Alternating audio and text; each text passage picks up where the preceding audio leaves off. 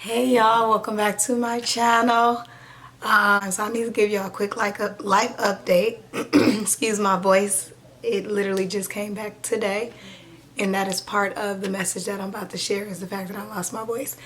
I'm going to give a life update, and then I have a message for y'all, and I will connect it specifically to dating because that's the season that I am in right now in my life, and I feel like this word heavily can be explained using that aspect. And I just know, being in the dating scene, I hear the stories about from other people and also my own experiences, and I think having some message about it and how to navigate it, especially biblically, can be helpful to someone out there. That's one of you guys that are watching, so that's my hope. Okay, so y'all know I've been seeing clients since I graduated last year, and it's almost been 2 years. It'll be 2 years in 2023. But I've been seeing clients since 2020, and now I am actually really full where I'm also seeing children right now. So a lot has been added to my day-to-day, and that is a huge part of why I'm like not at all on social media. I'm not on right now. And then also, as I've been off, like God has just been showing me more and more like why to stay off. And it does have to do with the impact that social media has on folks. Which I already knew, but I thought like, oh, okay, I've been doing it this long, I can manage this well. But in the season of my life, I literally, it's not, the impact is not worth it, and it's not serving where God has me right now and where He has me focused. But anyways, I've been dating, and yes, it's not for the weak. Let me not say that, I don't like that term, but you definitely have to really be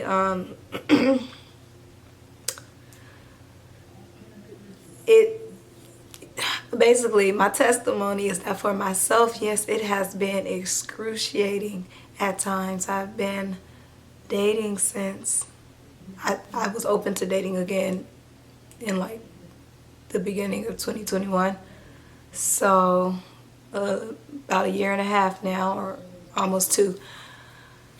And it's been a rough journey, right? Happy to say though that right now I am dating still, and I am actually dating. Like, it is going well. And I'm hoping that this person is someone who can be a part of the testimony in a positive and good way down the line, and you guys will get to meet him. But other than that, presently right now, dating is going really well for me. But it took me some time to figure stuff out, right? So, sorry, I'm gonna be coughing a few times throughout this video. Luke chapter 1, that's what I want to focus on, because it talks about Zechariah the priest, right? I finally started looking into this, and I didn't go into heavily just yet, so this video shouldn't be too in-depth because I still really have to study this out myself. But I have the gist of what it is that God wants me to know from Zechariah, and what happened with him, and then also just how it applies to my life and how I could share it and hope to help someone else. So Zechariah was a priest who the angel Gabriel came to, and the angel told him that he and his wife will have a son, right? He said, the Lord has heard your prayers, that you and your wife will have a son. Their son was John the Baptist. Okay, right, got it. So now we know like who their son was and their son's purpose and role, right? But he told them that he was going to have a son. He said, I heard your prayers, you and your wife are going to have a son. His response is basically, how can I be sure of this? Because we in our old ages, right? And at that point, the angel mutes him, because he says, you did not believe me, so you will be muted until the appointed time that you have a son, basically, right? Whole thing, or like the part that stands out, is the fact that he was muted for his disbelief. He could not speak, right? And I say it'll make sense what my voice have to do with this right now, because literally I'd say the last few weeks I've been I've been talking to certain people who have been mentioning Zechariah and the fact that he was muted. And so Zechariah, in the midst of this, right, I actually lost my voice, which does not happen to me. I can't remember the last time I lost my voice, but I lost my voice yesterday. Couldn't speak at all. And I'm like, now I'm like literally Zechariah, right? So I'm like, okay, I really need to, basically God was getting my attention. I really need to look at this and study this out because he's been showing me Zechariah. I just hadn't been looking at it. And then also, since I was mute for a day, I couldn't see clients, so I had to cancel those sessions, and basically it freed up my time because otherwise I've been really busy. And now I have more time with the Lord. God forgive me, but I had this time, and then even to share this. And so as he was speaking to me about this, right, the reason why Zechariah was muted was because of his disbelief, but not just his disbelief, is the fact that he was speaking this disbelief, this doubt, this negativity, right? You've been praying for a son, and yet when you are told that you're going to have one, your response is the fact that you're old in age. Like, you're already giving reasons why it's probably not going to happen. You're already speaking against it. Why? We do that, right? And so as you're listening, I just hope like you get whatever it is in your mind and your spirit and your heart that you've been communicating with God about, right? Praying about, and really think about the words you have been saying concerning that thing that you've been praying about. Have you been speaking against it? And I'm going to give an example. I said it would be specific to dating, right? I recently realized every time that I go on like a first date with someone or just meet someone new who is of interest, right? When I share this person or how that date went with someone, I'd say like, oh yeah, it was good, but he combed his hair to the left type of thing, right? It was like I always needed a but. It was like, oh, I mean, yeah, I mean, he chewed a little too hard for me. It would be this would be me not knowing the person. There would be very superficial things, and it was just like always something. It was like I never could just come back from a date or meeting someone and just say like, oh yeah, it was good. Like, oh yeah, we laughed up, like that was great. Until literally this last first date that I had. So the person I'm dating now, the first date that I had with him was great, right? I was like, I just really didn't have no words. I'm like, I don't know him. Like, I don't know much about him. I just met him today, but like, he seemed like a really cool person. So, if you ask me about him, like, all I could say was like, it was cool. Like, it was really good. I can't expand on more, going into too much detail because I don't know him to give that much. But for some reason, as I was thinking about, okay, what am I gonna say? Because I know somebody gonna ask me like how the date went, right? And that was my thing. I'm like, I almost wish that people didn't ask, and like I can have that chance to reflect myself. And I think that's the thing as well. It's like sometimes we're going on these dates or meeting people, or we're doing something, right? Even if it's not dating, a business plan, a job change, a family situation, friendships, you make a move and it's like you almost wish that you could have time to make these moves and reflect on your own. So to speak, I was sort of moving to some level in silence with this guy. And I was careful about what I said. I liked him a lot on the first date, enough to like really feel like, okay, this is a really cool guy. I really want to get to know him. And so I was like, somebody's going to ask me how the date went and what am I going to say? And so it was like, it went really well. And I was almost automatically searching for the but. Like, and the reason why, I'm like, lady, why can't it just be a good date? Why do it have to be like, yeah, I mean, yeah, no, it was really good. I mean, he was wearing blue though. Like he was wearing blue though. Like, I don't know if I'm getting this across. I don't know if this is just me. This might just be me. But like, it's always something. And I had to ask myself, why do you do that? And it's because, especially if it went really, really well, I'm somewhat alarmed that this went really well, but what if it doesn't work out still? So I need to find the but early on. So that way it's like I already have a pretense of, well, I mean, he was chewing real loud anyway, or he brushed his hair to the left anyway, type of thing, or like to tell this person who's asking about the experience, like, yeah, it went really well, but I do got some reservations. So in the end, if it don't work out, and I got to come back around to that person, let them know it didn't work out. They didn't experience me being all in the first place, right? Weird way of thinking, but subconsciously this is what I was doing. And so with this guy particularly, I was like, it was a good date, and I'm just leave it at that. So in the ask, I said, it was really good, very, I forgot what I said, but basically it was good. I was like, gentleman from blah, blah, blah, wherever he's from. And that was that.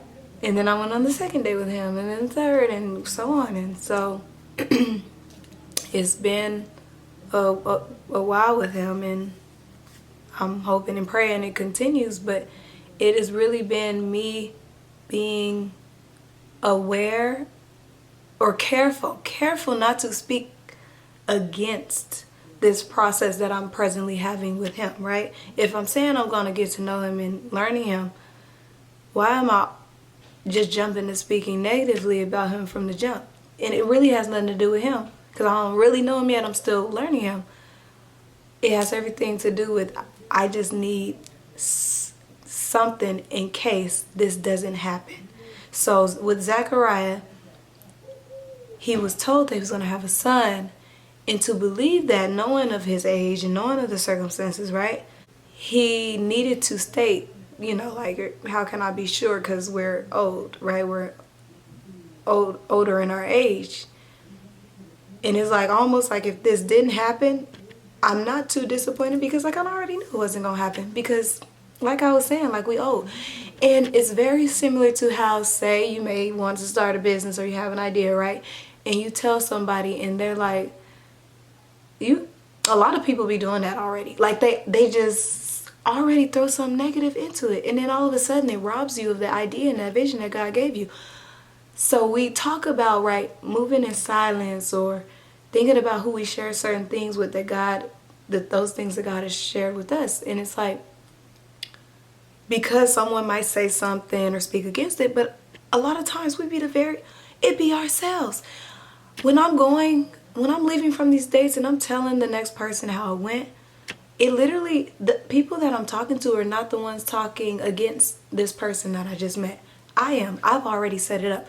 Yeah, I mean, it is weird. It's like, oh yeah, no, he was really nice, but he's this. He's a great guy, but and it's like, and then their response, right? Their response is, because they're just kind of tuning with us, like, they're not necessarily in agreement or disagreement about that being a negative or positive thing, but they see that you see it as a negative thing. So they're like, because you're letting them know that's something that you don't want, or it sounds like, right? So we really have to think about the words that we say. And it's all about staying present, specifically when it comes to dating. It's like, whatever I don't know, or whatever, you're going to learn, you're going to find out. It doesn't mean that, like, we don't need to figure out the pretense as to why this is not going to work out. If down the line something don't work out, it don't work out. It doesn't take away the fact that y'all did have a good first date, or there were a lot of things that you saw or learned about that person that day that you liked, or along the way that you were liking.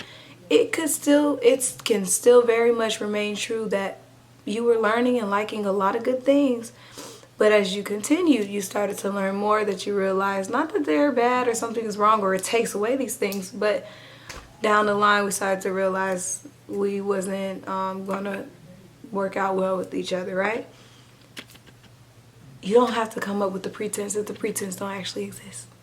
If the thing you're trying to figure out is a problem, is not an actual problem, why are you speaking it?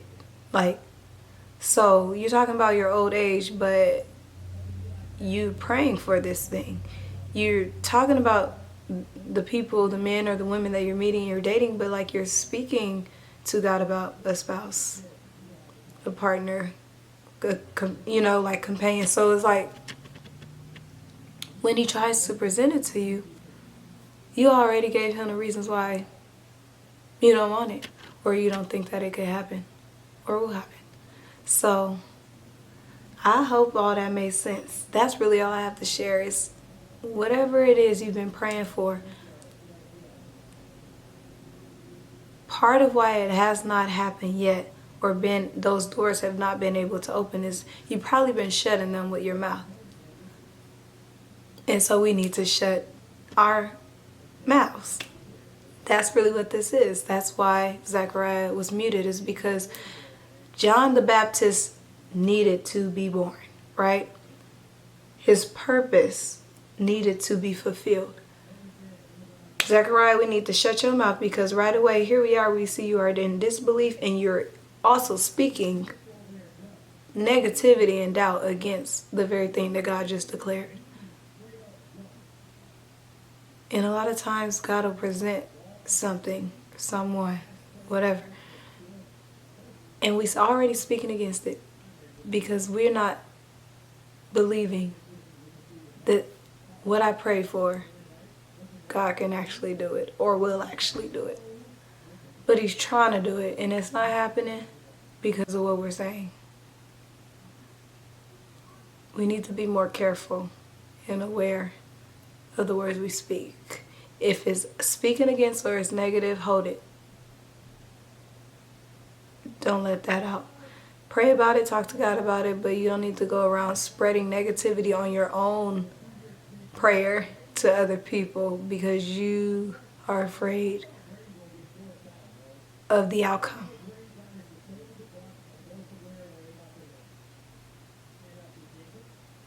So, yeah, y'all continue to pray for me. If y'all have any random words of wisdom, whether it be something related to the passage, or even if you're in your dating season or went through your dating season already, married already, drop it down.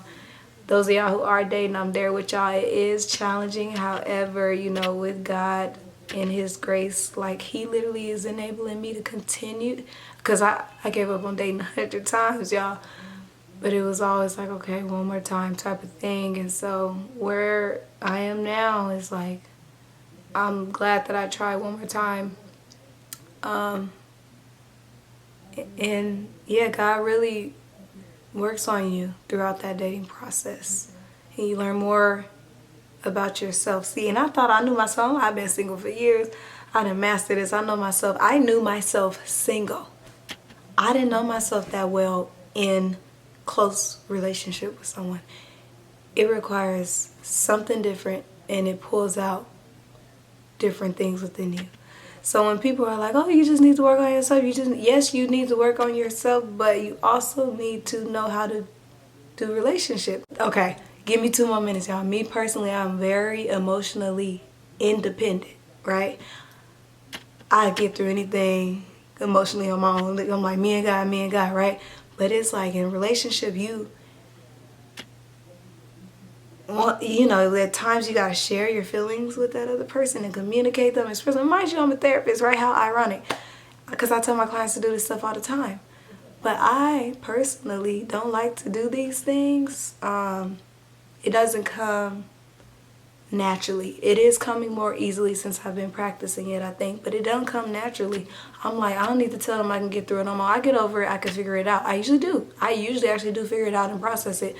But in a relationship, it's like some things, it could just be a lot more simple if I could just directly express and share with the person I'm in relationship with what I'm thinking and what I'm feeling. And so they can get to know me more as well. So yes, I would say that whole work on yourself is really a little bit of a scam. Is it purposeful? Is it helpful? Yes. But then as I started dating, I realized like I spent way too many years being single, thinking like, okay, once like I got it together and I got myself, you know, and I feel like I know myself well enough where my confidence level or like my self-esteem is solid, right? I'll be ready right away for a relationship. The fact that the whole dating thing was not going as smooth as I thought it would when I jumped back into it, it was like, what I did all that work for? It was like I realized, yes, you did all that work in your single season, but like now there's a different type of work when you're trying to do a relationship. It is completely different. So yes, if you really feel like, okay, this is my season to just, you know, focus on myself, work on myself, be single, and God has put you there, great. But if He has actually put you where He is pushing you to date, right? He's put you in a season where it is time for you to be open to, down the line, a spouse, a partner. You're never, like, we're always going to be growing and developing, so we have to get past this idea of like being perfect before we step into that. If God has led you into that season, you're in that season, and you can still work on yourself simultaneously. I think the world has gotten us into this idea that if you're in a relationship, you can't work on yourself. If you're in a relationship, you need to still be working on yourself. So if He has led you into a season where He is preparing you to be married, dating, then go in that direction and understand that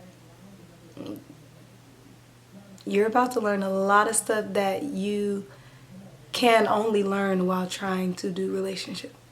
So you can, it'll make, I think at times the enemy will try to make you think like, oh, dang, like I'm finding hardship, right, in dating or communicating, or I'm realizing these things about myself. I need to be single again, focus on myself. No, some of the things that still need to be worked out in you is only going to be worked out while you're trying to do relationship. And so I need y'all to be able to discern that, right? And not let the enemy tell you otherwise. Because that'll stall you and postpone what God is trying to do if He actually is leading you towards dating and marriage. And that's what He's doing with me. So like the video, subscribe down below, comment down below, and you guys will see me in another video.